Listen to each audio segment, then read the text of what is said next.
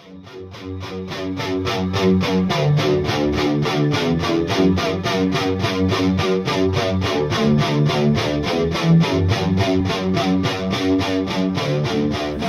okay. I'll do what I want. So welcome to ACC 702. This is the first seminar that we are going to have of 29, I believe. We have some excellent subject matter experts lined up. Tonight, we're talking about Chapter 1 of the Fundamental of Critical Care Medicine, a resource limited textbook. And Dr. Winston DeMello will be walking through the recognition and assessment of the seriously ill patient. Dr. DeMello is a colonel retired from the MOD. He has ran battles for a decade. He has gone all over the globe doing medicine in very difficult places. I've seen him in Africa. He and I have deployed down there together, and he is definitely cutting edge on critical care in austere environments. So, Winston, the time is yours, sir. Thank you, Ibrick. Thank you for that kind introduction. Good afternoon, or good evening, or good morning, wherever you are in this big world. I'm really privileged to be setting off this master's degree course with probably the most difficult topic to discuss in an hour. How do you recognize somebody that is seriously or critically ill? And let me sort of share my concerns about this lecture. I'm assuming that you've read the relevant chapter in the critical care book, and B, I'm assuming you've received the PDF of this lecture so that you can refer to it. So whatever is on the slides will be in your handout, so you don't have to write anything. Now, I think it's pretty obvious if somebody a few years ago, I was at a party in the countryside. The end of a long evening, I was walking back to the car. An elderly lady in front of me just collapsed on the floor and was unresponsive. I quickly had a look at her, cleared her airway. She was breathing. She had a pulse, but when I looked at her pupils, the left pupil was blown, and it was pretty obvious that something catastrophic had happened. So that's easy. On the other hand, you may get to a situation where you find a patient unconscious. There's been no witnesses. I have no idea as to what preceded the collapse of the patient, and then you're going to have to make a guess by what the surroundings are. For example, if the patient has a diabetic prescription in his pocket, or so diabetic medication, then the chances are that this might be a hypoglycemia. If there is a biting of the tongue, frothing of the mouth, and evidence of urination, and it might be a post-epileptic level of unconsciousness. So the point I'm trying to make is you need to employ your senses and, most important, common sense before you can actually make the diagnosis. Now, the good news is that you do not need to make a diagnosis for the majority of the situations you guys find yourselves in that, like everything else in life, you have to follow the sort of rules that we follow in advanced life support courses, going from catastrophic hemorrhage, airway, breathing, circulation, disability, environment, etc. So that is very familiar to you, but this time you're going to have to deal with the patient in a more sort of a detailed approach, because you've got to try and rule out or rule in the possible diagnosis so that the management then becomes specific. But please don't worry about it, because sometimes even in intensive care units, it is often several days before you get a diagnosis and therefore a specific treatment, if there is one. But before we go any further, what I would like to do is to try and give you some background to how critical care or intensive care is run in English-speaking countries. And by this, I mean looking at the levels of dependency. So levels of dependency in a reasonably big size hospital Level 0 would be the kind of care that you provide on a general medical or surgical ward. Routine cases, going in, having their surgery, going home, or coming in with a medical problem, having the treatment, making a recovery and going home. Level 1 are those patients who are at risk of getting worse. And this is the challenge you guys are going to face in an osteo and often threatening environment.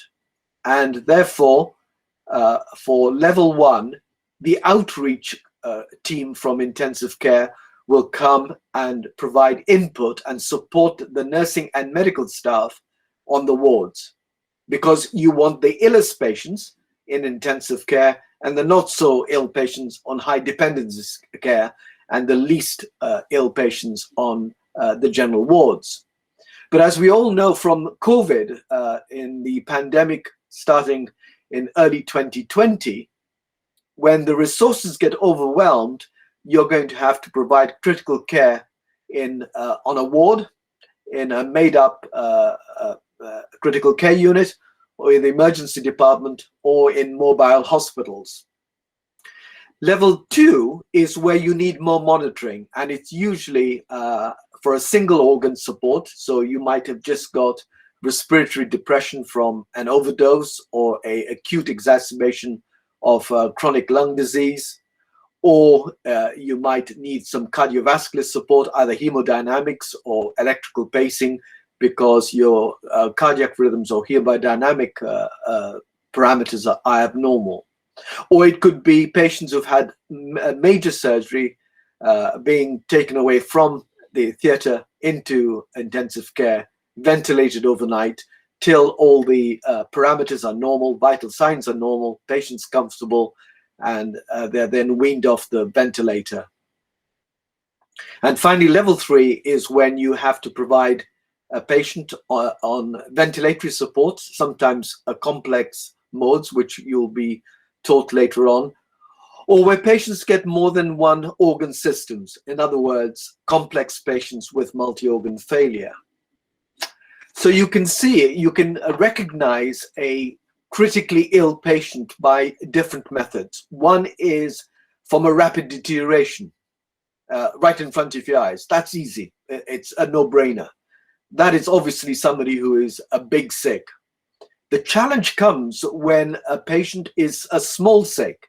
In other words, they're not quite right, they're not normal, but just the mechanism, the events leading to the time you see them, you're not quite sure what the outcome is going to be. Are they going to remain stable?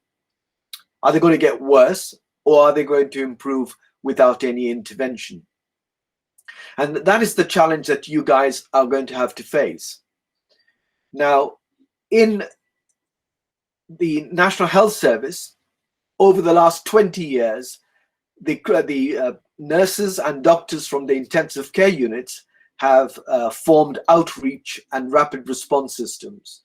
So they will troubleshoot problems that are occurring on the wards, usually medical and surgical, occasionally psychiatric patients with drug problems.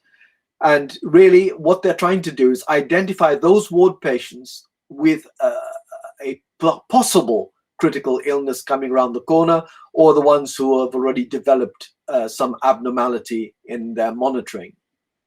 So the rapid response system in normal practice in hospital is providing critical care throughout the hospital without necessarily transferring the patient to the critical care unit, which is an expensive resource. For example, a bed on the ward will cost about £75 a day. A bed on high dependency will cost £1,000 a day. A major burns case can cost up to £10,000 a day. So you're not going to transfer patients to critical care unless there is a good need for it, and the outcome is going to be good. Because if the patient is not going to make it, and we'll see one of the reasons why they can't make it, then obviously in a few conditions, you're going to consider palliative care. So the philosophy of critical care provision in hospitals is to provide care of all critically ill patients, irrespective whether they're on the medical wards, ED, or on the surgical wards. So you have a team of usually a specialist intensivist nurse and an intensivist who will go around the wards, usually being phoned up first thing in the morning, who have identified the patients who are at high risk, provide support for the ward staff because they are busy with lots of patients. They don't have the expertise or the resources or the time to provide critical care for that particular patient on their ward. And then suggest referral pathways. For example, if it's a cardiac problem, it may be ideal to send them to the coronary care unit. If it's a renal problem, acute on chronic renal problem, then they may go to a dialysis unit. If it's a stroke problem, then they would go to a neurological intensive care and rehab. So it just depends on what resources you've got, which will determine the referral pathways. The advantage of the critical care outreach is the expertise is immediately available, 24/7. And also, the illest patients are transferred to the intensive care as quickly as possible. And remember, the team may be the only ones who know all the critical ill patients in the hospital. So it may be sometimes you may have to hold on to your patient just because there's somebody iller somewhere else in the hospital. And that is what you're going to find almost regularly when you are considering a transfer from a patient in an austere environment back to somewhere more where more resources and expertise is available. And they also provide education. And remember, the patients who are critically ill will have problems after they leave intensive care.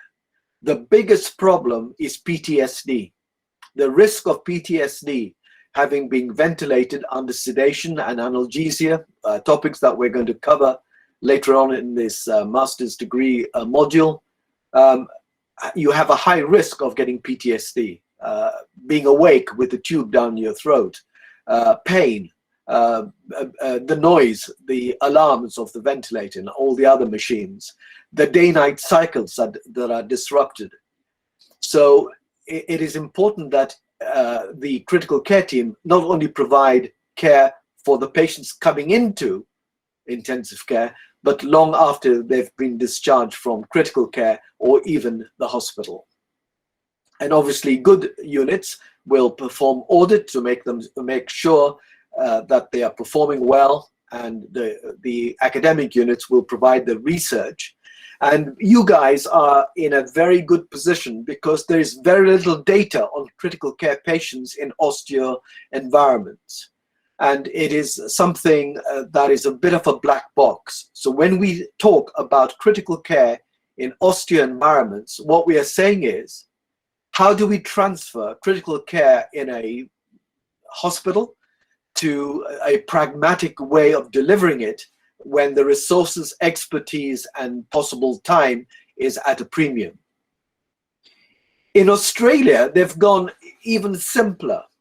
The Merit study just basically said, if your patient's airway is threatened, if the respiratory rate is below 5 or above 36, or if the patient has a respiratory arrest, or as far as C is concerned, the pulse rate less than 40 or above 140, systolic less than 90, disability, sudden falling in level of consciousness, or if you want to be pedantic, a drop in GCS scores of more than 2, or somebody's having repeated seizures, or any other patient that you're worried about. Remember, in the age extremes, the very young and in the elderly, patients are not going to present as that case study in chapter 1 in the textbook.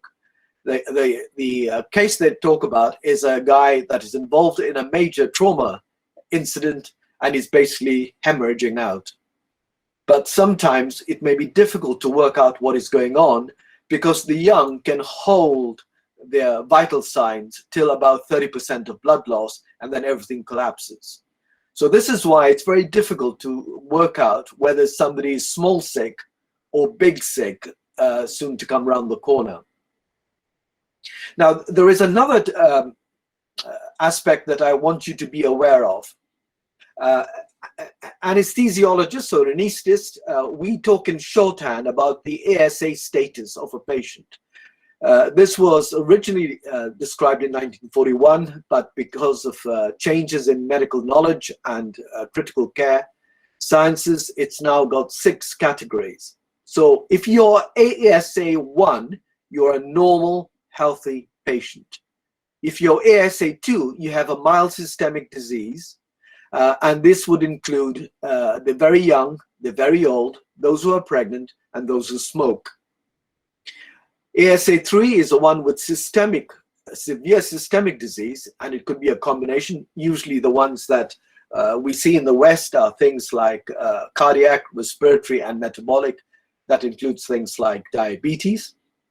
And ASA 4 is severe systemic disease. That is a constant threat to life. So these are the guys that cannot walk any distance, cannot do anything for themselves, are extremely fatigued if they try and do anything, require a lot of support, require oxygenation perhaps, require a pacemaker, and the risks of dying are very high. ASA 5 is a moribund patient not expected to survive without surgery. So if you meet a patient with a AAA, abdominal aortic aneurysm, that is ruptured, that patient is an ASA 5. And finally, because nowadays we try and harvest organs from patients who are brain dead so that these organs can be transferred to patients that need it, I'm talking about things like skin, cornea, kidneys, lung, heart, etc., etc. And they are regarded as ASA 6. Now, when we talk about the ASA status, it refers to the physical status, not to the risk of anesthetic or surgery. So you can have a simple surgery that can go hopelessly wrong because the patient has anaphylaxis to the anesthetic drugs and can die in that procedure. Similarly, you can do minor surgery, but do something careless, like cut a major vessel without recognizing it, and the patient can exsanguinate and die. So the ASA status is a shorthand way of describing somebody's physical status up to the time that you saw them. Now, when it comes to recognizing somebody who's critically ill, I mentioned the case of the lady who collapses in front of you and the level of consciousness goes down. Well, that's pretty straightforward.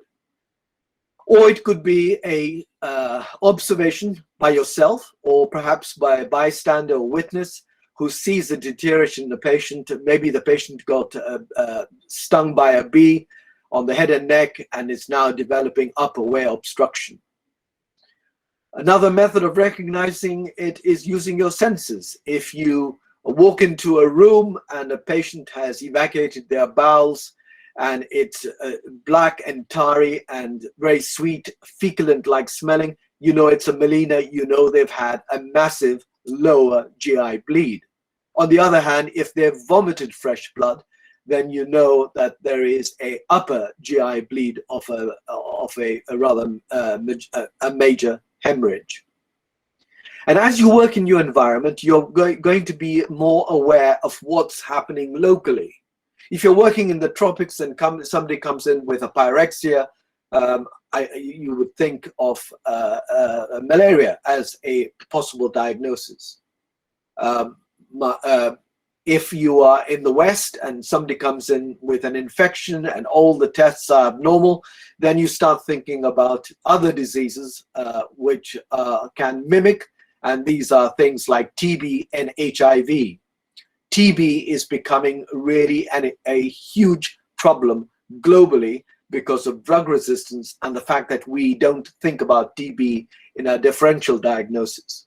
So TB is a protein disease. It's a disease that presents itself in different forms, affecting different systems. So it's no longer just a problem with the lungs. It can affect the kidneys, it can affect the heart, it can affect the skin, it can affect the brain, it can affect any organ. The other way of recognizing somebody's critically ill is because from your experience, you know that something's not quite right. You can't put your finger on it, but you just don't feel happy because you've seen it before and you've got a suspicion that something's not quite right. So the young girl who comes in and she's complaining of abdominal pain and all her vital signs are normal, but she might have an ectopic and her body is compensating, keeping everything intact until 30% of the blood volume is lost, and then she crashes, and then it's too late. Alternatively, you might find a mechanism of how the patient got unwell.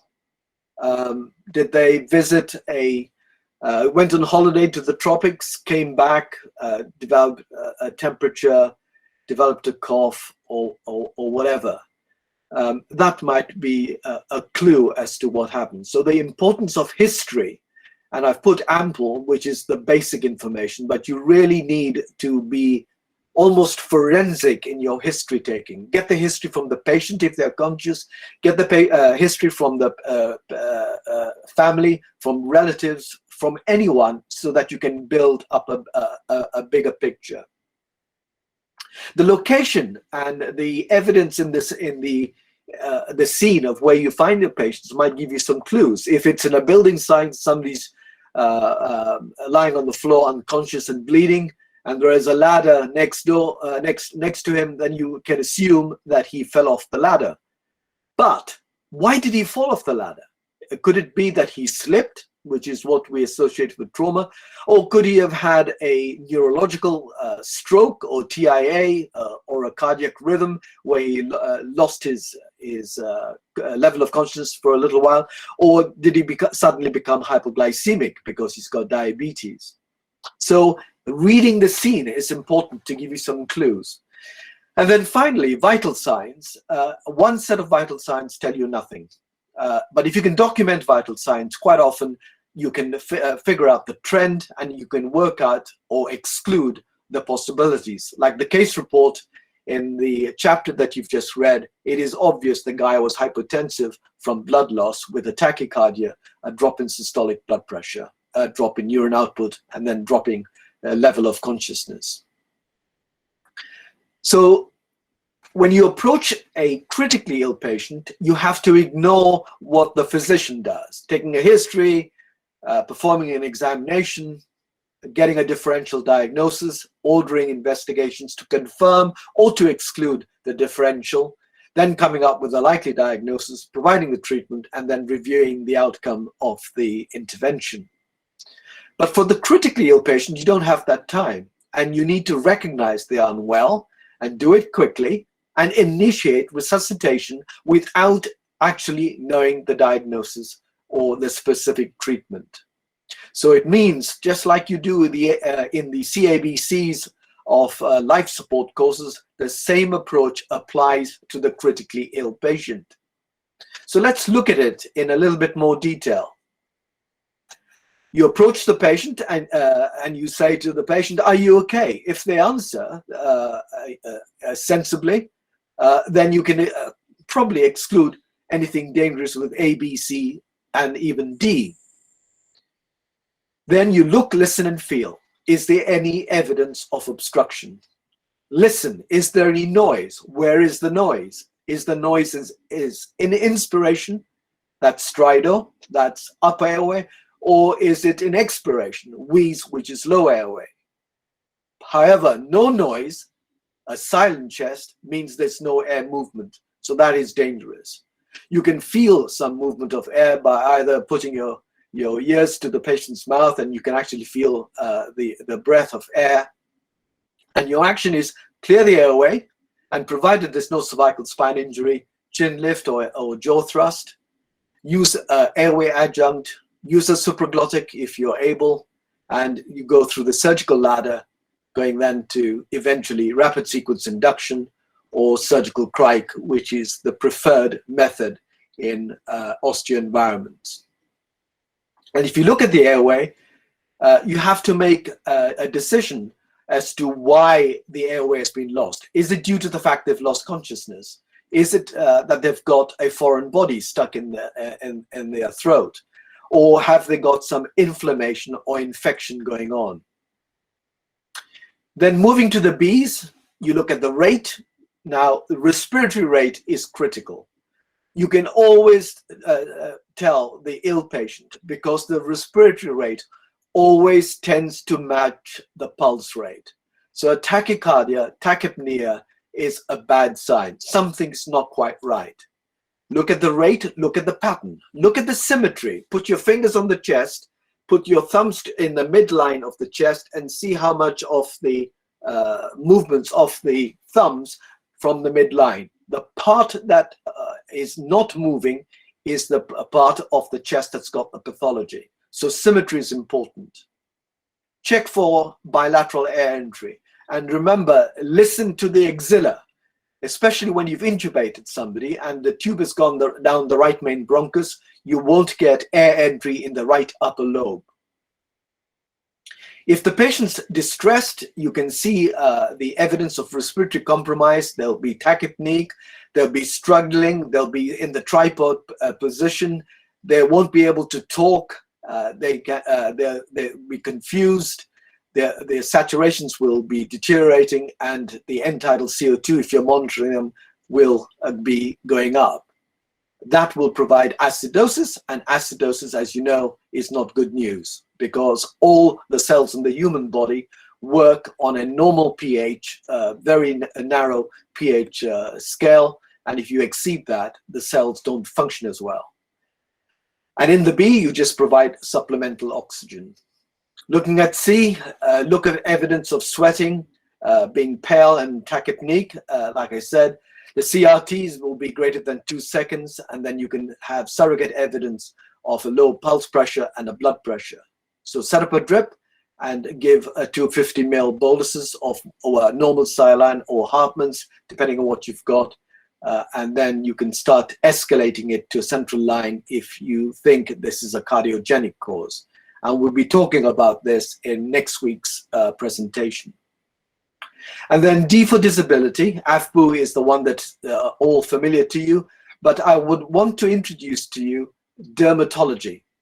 The skin is an organ, and when the skin gets damaged, as you do in burns, or skin gets damaged as in drug reactions, Stevens-Johnson syndrome, toxic epidermal necrolysis, which is where the skin just falls off and it's like having a major burn and patients die. So the importance of examining the front and the back of the body is important because you're going to miss out evidence of skin changes of somebody who's critically ill in these cases. And then finally your E, which is your environment, and ensure normothermia because your body likes to work within a temperature framework which is narrow. And remember that if you are cold, your clotting factors don't work. So if you've got a major hemorrhage and the patient is cold, you're condemning them to a guaranteed death because coagulation factors will not work if the patient's hypothermic. And then eventually you're going to have to evacuate the patients not to a level which is lower than yours. And this may be difficult. You only evacuate your patients to a level where there is more expertise and more resources. Now, in intensive care, there are several scoring systems that have been developed over the years, and we're going to discuss one or two of them. And I'm going to give you an overview of them so you can get an idea as to what the intensivists use to try and quantify what is actually a qualitative problem. And you can see on the left of this picture the physiological variables, the patient's characteristics, how many organs are failing, what is their health evaluation, their chronic health evaluation, what were they like before they got sick, are they frail, what are the genes like, what are the biomarkers like lactic acid, what are the psychosocial factors, could this be a non-accidental injury in a child or institutional bullying in a care home. And all that will contribute to scoring systems, and then that will define the outcome. That's how intensive care units compare themselves to one another, but it does not address the individual care of the patient. And if you take the patient individually, you can see that the acute phase is what you see in all the advanced life support courses, is the acute physiology, is the primary cause of somebody getting critically ill. And you will not be surprised that 15% is contributed by the age. And that makes sense. If you're a neonate or if you're a geriatric, the chances are that you are going to do worse than somebody who is an ASA1 status, young and fit. The diagnosis also makes a difference. If you've got meningococcal septicemia, you know that these patients are going to die unless you give them your antibiotic of choice. And then you've got things like treatment limitations. You may not be able to do everything you can in your location. The biochemical values, the acid, the pH, the lactate, the hemoglobin, the electrolytes, the blood sugars. And then your chronic health conditions. How long did they take before they got to intensive care resources? Are they a surgical emergency? Because if they're a surgical emergency and the longer the delay, the worse the outcome is going to be. Do they require mechanical ventilation? And finally, as we've touched before, diagnosis and age. APACHE, which is Acute Physiology and Chronic Health Evaluation Scoring Systems, has been in use for several years. But the reason why I'm mentioning it is that it is used for statistics, but it isn't used anymore in clinical practice because it's very wieldy. So instead, we use MUSE, which is basically a scoring system looking at 5 parameters: heart rate, systolic blood pressure, respiratory rate, temperature, and the neurological response. The normal person scores 0 on each of those 5 parameters, and as you get worse on either side, you score. And the higher the score, the worse you are.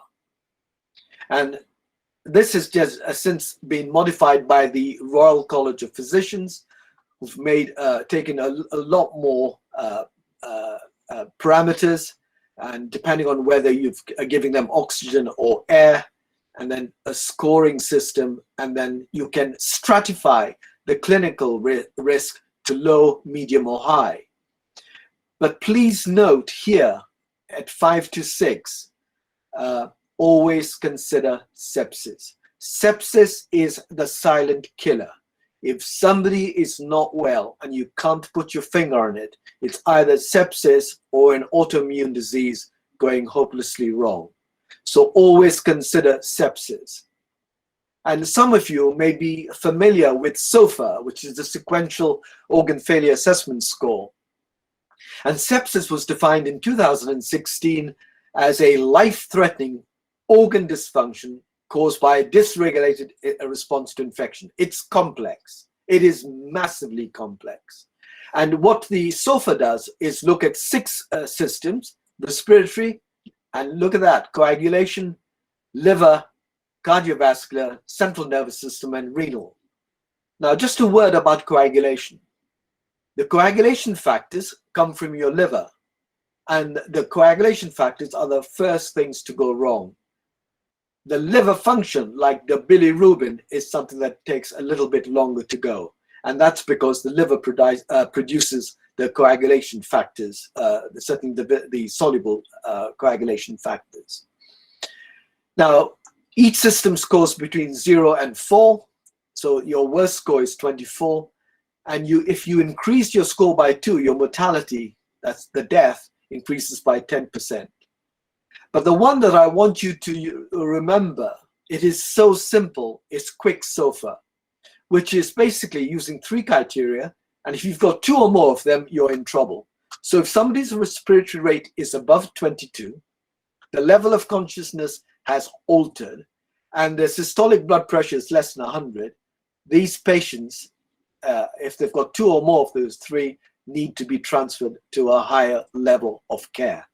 So just bear that in mind. It is probably the most important thing in terms of your methods of assessing or triaging whether these patients are sick or not. So you can see there are different ways in which you can try and quantify the problem. But what you're looking at is the brain being perfused? So that gives you your level of consciousness.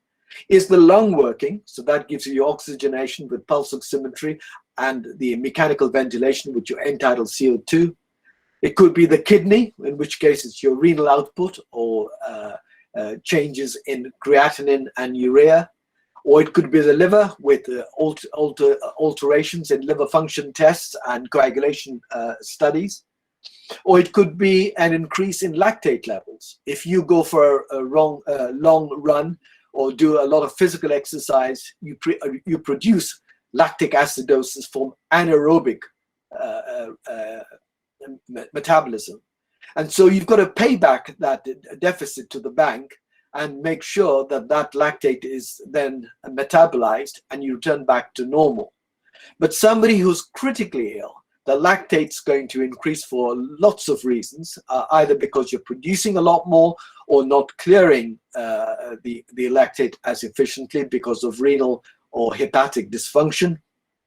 And if you accumulate lactic acid, you're getting a metabolic acidosis. And as I've said earlier, acidosis is not good for survival. So acidosis can be respiratory, or it can be metabolic, or it can be a combination of both. And you have to decide from the patient's history, the events leading to their deterioration, from your examination and the clinical findings and your metabolic results before you can make a definitive diagnosis as to whether something's metabolic, respiratory, or a combination of both. And also deciding as to whether that acidosis or alkalosis in the other extreme is being compensated for. And then finally, a temperature, a drop in temperature, sometimes is used therapeutically, as in brain injuries, but generally speaking, a low temperature is not good because it increases coagulopathy, it increases shivering, and if you're shivering, it increases oxygen consumption, and so you're going to make the oxygen delivery even more compromised than the patient already is.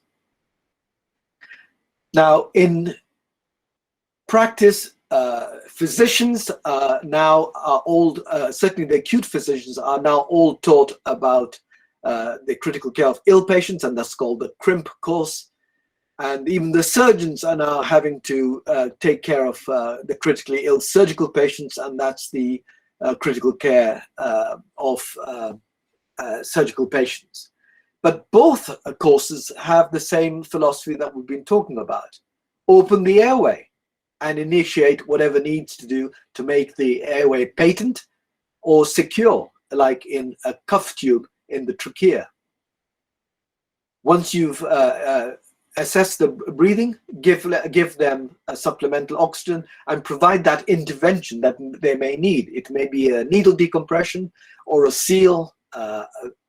Occasionally you might need to put a chest drain, but you're not going to put a chest drain for a massive hemothorax if you don't have blood in your location. So that's one thing you're going to have to modify. If you're working in an osteo environment and somebody's got a unilateral massive hemothorax, you're not going to stick a chest drain in because the blood will come out, they'll re-bleed in, and before you know it, you've exsanguinated the patient. Circulation, get IV access, IO or IV. So that worries about getting central lines are now gone. Monitor and give fluids appropriately. 250 mils of Hartmann's is the preferred choice in an adult.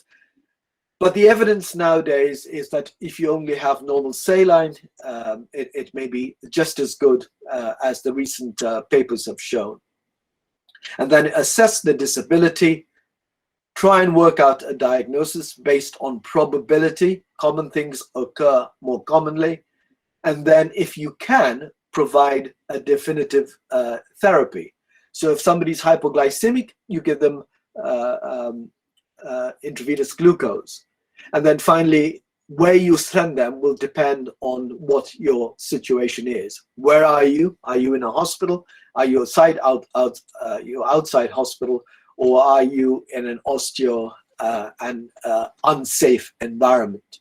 So there are lots of things that you already know about critically ill patients. You can pick up a sick patient just by looking at them and watching the scene, by not even touching them, just looking at the respiratory rate, looking at the vital signs if they're being monitored, and what responses to conversation and to interventions. So this topic today is a big one, because really what I'm trying to cover in 45 minutes is really the whole of critical care, because you've got to know so much of critical care to be able to do the most you can for your patients. But the good news is that if you stick to a broad brush, you're going to save most people most of the time. Nobody will have any problems if you missed out on a rare condition and the patient succumbed to their illness and died. But I think it would be unforgivable if you did not provide a ABC approach to the patients and provide the intervention that that approach found, and the patient responded appropriately to that intervention. In other words, you don't move from A to B, B to C, C to D, D to E, unless that you have stability at each step of the way, because otherwise you're going to cut corners, and this is where mistakes are made. So bringing it all back into care in the austere and operational environment, the austere, I guess, referring to peacetime civilian practice, and operational referring to military or disaster relief, depends on a lot of factors, and that was described in the chapter 1. First, your knowledge, your skill, your abilities, and your expertise. The fact that you're doing this course means that you already have a baseline of information, a baseline of skills, a baseline of abilities to work out a history, examination, diagnosis, differential diagnosis, and then treatment. Secondly, if you are going to an austere environment, then you have to work out what you have to take with you and how you're going to get resupplied. And in the chapter in the book, there is a table that gives you a planning sheet that allows you to cover the majority of your emergencies of critical care that you're going to find in the austere environment. Thirdly, personnel. In an intensive care unit, you've got the intensivists, you've got physicians, you've got surgeons, radiologists, microbiologists, pain physicians, nurses, nurse specialists, physiotherapists, occupational therapists, dietitians, respiratory therapists. You've got the whole team looking after one patient. When you're in an austere or operational environment, you are going to be probably the only provider. Now, if you are in a situation where the tempo is slow, there is no reason why you can't train a few people in your team how to provide the basic life support approach to the ABCs, how to monitor patients, how to take a blood pressure, how to take a pulse, how to do the CRT, how to do a blood glucose. These are simple skills that if you can teach 2 or 3 people, it will give you time when you are the sole provider looking after patients perhaps for 2 or 3 days before the logistics of sending the patient away is possible. So personnel, can you rely on anyone to provide you with a backup when you are in the middle of nowhere? And more importantly, just think about it. If you were to collapse, what would be the care that would be provided for you? So when LMAs came out in the mid-1980s to the late 1980s, one of the first things I did was to take the LMA to Belize and taught all the first aiders, the nurses, and the doctors the use of an LMA. Because if you can tolerate an LMA, you need an airway, you need a supraglottic airway. It's not secure, but at least it provides a patent airway and therefore able to maintain it more easily. Finally, time. You may not have time on your side. You may not be able to complete all you have to do because the helicopter may have arrived early.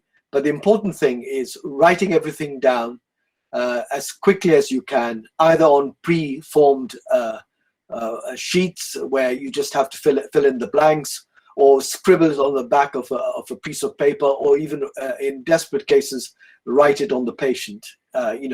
Time, 1500 hours, heart rate 70, blood pressure 90/60, CRT greater than 2 seconds, etc., etc. And then diagnostics. This is a double-edged sword. If you have things like ultrasound at your location, it may help you make the diagnosis and exclude other possibilities. But don't rely just on the reliance on a diagnostic test. Ask yourself, is there anything else I could be doing for this patient? And this is where telemedicine becomes really important. And with telemedicine, you can also send ECGs, you can show ultrasound scans, you can take pictures of the documentation on your phone and transfer it by whatever means you've got, and you can get an answer. So you're never alone. So before you go, work out how you're going to get your communications and what are the best times of communications, and what things are you going to do so that when you do a teleconsult, you give the person at the other end of the line all the possible information that you can give them, so they can actually feel what it's like to be at your location. And that will help them and help you, but more importantly, help your patient. And then finally, just remember that your safety and security may be at a premium, either due to weather or climatic conditions, or hostility because of civilian unrest, or because of natural disasters, or because you're working in a war zone. And that has implications for you, your safety of your patients, and also the survivability of all your equipment, because if they get damaged, you're reduced to nothing. So that element of safety and security must always be at the back of your mind. Now, I want to recommend Colonel Keenan from the US Special Forces, a physician who pioneered prolonged field care. You can get it on the website www.prolongedfieldcare. And they look at critical care patients in the form of minimum that you need to provide for a patient, and then an uplift to better, and then finally the golden standard best. So I put it to you, when you go onto that website, look at all the different categories, the different systems, and look at the minimum, better, and best. Just make sure that over the next year, and in fact for the rest of your professional life, improve and move from minimum to better, and when you're ready, from better to best. Because at the end of the day, it is going to be your intervention that makes a huge difference to the morbidity and mortality of the patients.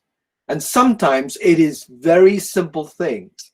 I can think of nothing worse than a major trauma that you've packaged well, resuscitated, stabilized, transferred, but you forgot to provide good pressure area care.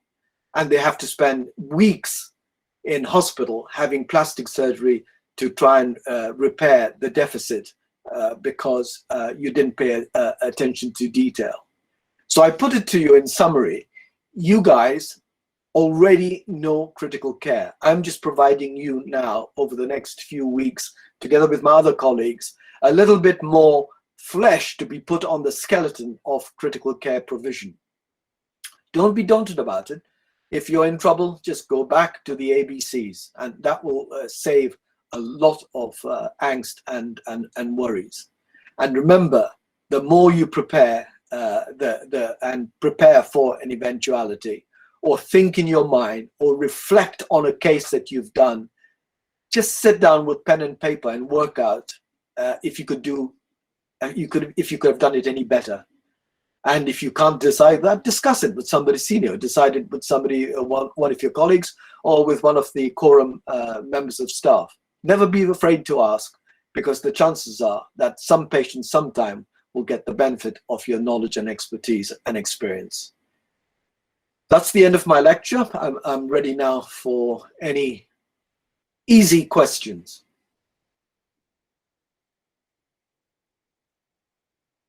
Yeah, Michael. Good evening, Dr. De Mello. Thank you for this amazing lecture. My question is, further up in the slides, you mentioned that evacuation of a critically ill casualty should always be towards a higher level of care, never at a lower level of care. But we know from austere and operational environments practice that's not always an option. Sometimes we are forced by operational constraints to hand over a patient to a lower level of care. I was wondering if you have any insight to provide on that. I'm sure it's a huge topic, but if you have any general guidelines on what to think about when that's Michael, that's a good question, because by the very fact that you've asked the question, and the fact that you've been in the situation where you've transferred patients to perhaps a less resourced and expertise, that is the reality. That's the reality. What I was trying to say is, in the ideal world, you want to move them up the level of care. And at the same time, I guess the reverse is true. If somebody's not that critically ill, but you've got the expertise in your location, then you should take the burden of somebody that is higher up the chain of resources and expertise. So, Michael, I can't. Like you, I've been in situations both in the military and in civilian disaster relief where I've been forced to, just by logistics or weather conditions or whatever, to do so. So yeah, that's a question I cannot answer, because it's the reality.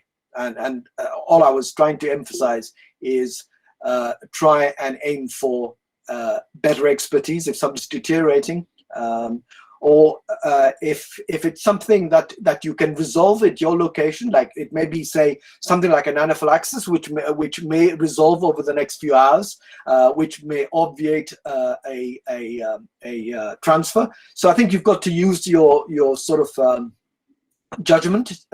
I can't give you one answer to fix all situations. I think you've just got to be honest and pragmatic and do the best for the patient, given the reality. That makes a lot of sense. Thank you. Dennis? I just wanted to comment quick on that last question. You also got to keep in mind, you don't necessarily have to have rapid handovers. If you foresee a problem in the patient's future with whatever, if it's obviously an advanced intervention, then that's something maybe you can do right away, similar to like before you evac. Maybe you want to do an advanced intervention while you're on the ground and you have plenty of light and etc. I agree. Room. I think, Dennis, that's a good point. For example, I'll give you the example that I've been in a couple of occasions. A patient with an upper airway burn, and the patient's conscious, and they're just developing stridor, and you think to yourself, should I intubate this patient or should I do a surgical cric, depending on your background? I'm an anesthesiologist, anesthetist, so I would do an RSI. But knowing that in a helicopter, even a fixed wing, any motion, even on the road, it's very difficult to do any interventions. It's very difficult to keep any monitoring. So I totally reinforce the point you're making. Is sometimes it's better to stay and play rather than scoop and run. So I think it just depends on a lot of factors, Dennis. I think it depends on you, it depends on your resources, it depends on your confidence in being able to do the intervention. And I think, again, like I was saying to Michael, there's so many factors that feed into this decision making. But I totally accept that sometimes it's better to stay and play rather than scoop and run. Right. I would just wanted to point out, never forget like education. If you have some time to train whoever's going to receive this patient or going to be watching this patient, just like a family member that you're going to hand this patient back to for, convalescent care or whatever. Dennis, that's a very good point, because you remember in my first few slides, I said to you, the outreach team will look after the patient once they've been discharged to the community and also provide support for the families and friends. You're quite right. Most of my time in the tropics, say after surgery, I would say to the relatives, this is the surgery's had. If this happens, do this. If this happens, do this. If the wound looks red, put a mark around it. If it's increasing in 24 hours, let us know, that kind of stuff. So yes, I think education of the patient, if they are able, education of the people looking after them, which sometimes will just be family or friends. But I think, yes, you have to use your imagination and use everyone that you can possibly do for the benefit of your patient. Cool. Thank you. Anybody else? Any comments, Michael, about the today's topic? I'm talking about the slides. Did you find it helpful to get an idea as to what they do in intensive care?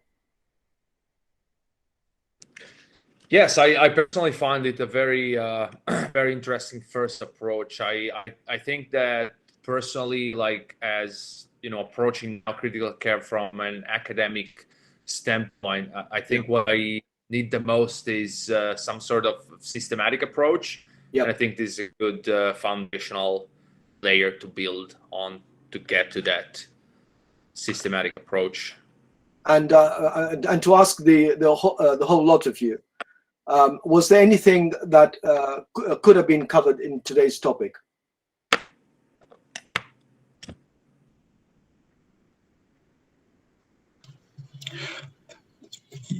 Yes, Dr. Winston, thanks so much for the presentation. Yep. I liked it most. Unfortunately, my network has been on and off, but it was quite interesting considering the times that we're living at this present moment, in the moment of COVID. There's been some challenges that actually we are facing, and the approach to it, I think those are some of the things that we also need to consider, especially if you are to respond to a case like a critical case, and you need to make sure that you put on your PPE and do the necessary stuff that needs to be done. There's some I think you're so right. The personal protection PPE is, I think, in today's climate, with not just with COVID, but also with in areas where HIV is rife, or if you're dealing with a major burn where there's been or chemical poisoning where there's contamination. No, I agree. I think it's a very good point. You don't go and kill yourself by not following basic rules of safety to yourself and to your health. Thank you, sir. Well, it's the hour is up. Ibrik, have you got any questions or comments? No, but I can open this up for any admin questions that any of you guys have. Now's the time to ask, or you can send an email to me. Is there any admin questions? What's the assignment for this week? Do we have to produce a reflective paper on this lecture? So I'm going to be sending out a Gibbs reflective practice. And I'll show you an example of what that is. And basically, it's 6 questions on you can write a very short sentence or paragraph on each of those 6 questions on your learning for this week, not just from Dr. DeMello, but from your pre-reading ahead of time.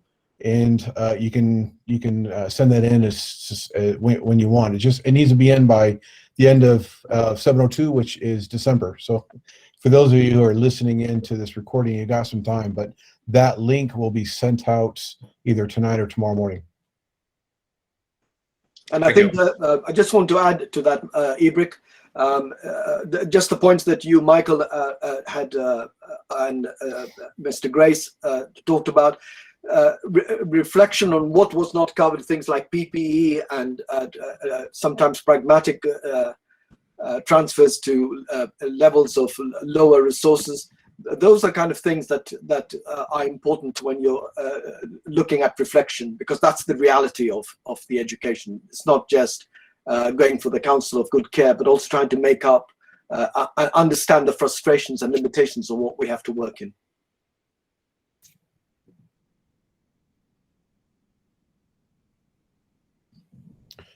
Good. Next week, we have our clinical update from KCMC. Dr. Sangha is booked. I'm not sure if we hope he's going to be available, because he is currently running the ICU and CCU in KCMC. If he doesn't happen to show up, we will have additional content that we'll put into place, but hopefully we can get him when he's not as busy. But any questions you have about this week, please send them to education@corom.edu, or you can email Winston directly, and it's w.demello@corom.edu.mt. Okay, this has been the first of a series of seminars for ACC 702. Thank you for joining, and have a good evening. See you next week. Bye-bye.